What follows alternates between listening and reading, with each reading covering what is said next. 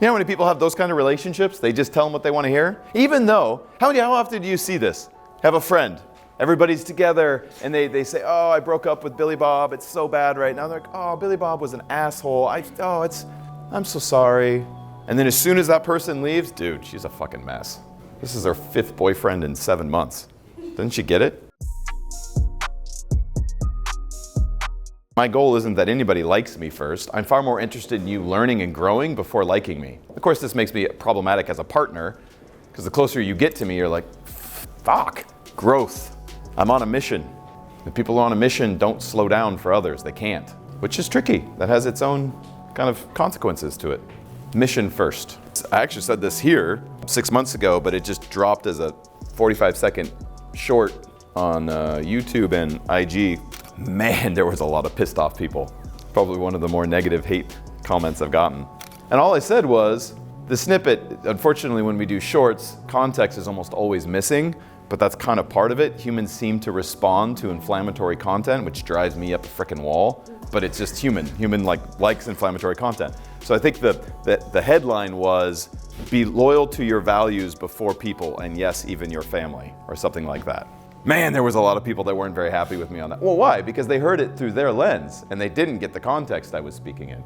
The greatest gift you can give your family is what? Your personal growth. Being authentically you.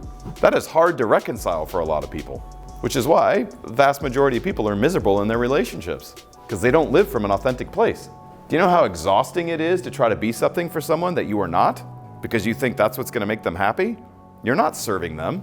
You're not serving you. That eventually ends in ruin.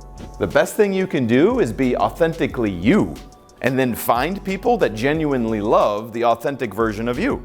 Even if that means the only person that loves you is you, which I'm fucking entirely okay with. I'll play chess with myself, drink some tea, read. Does this make sense? The best way to be in service to humanity is through taking your personal growth serious and being more loyal to your values than to relationships.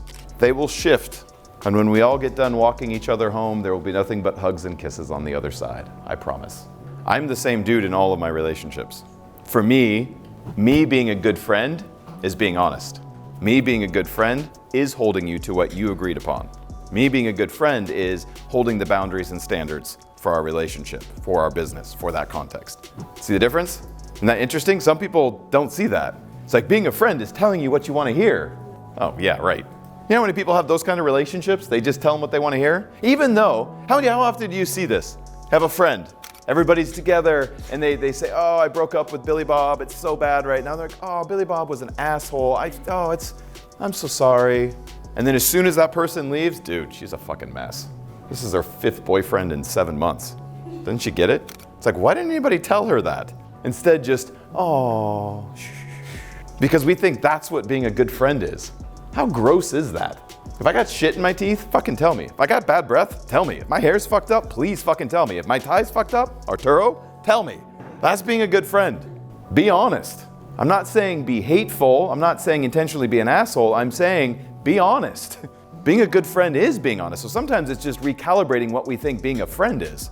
Like I said, my first priority isn't that you like me. It'd be nice, but it's like maybe top 3 or 4. So when we see those things as separate, that's where the problem is. I'm pretty blunt with people, and the closer you get to me, the more blunt I am.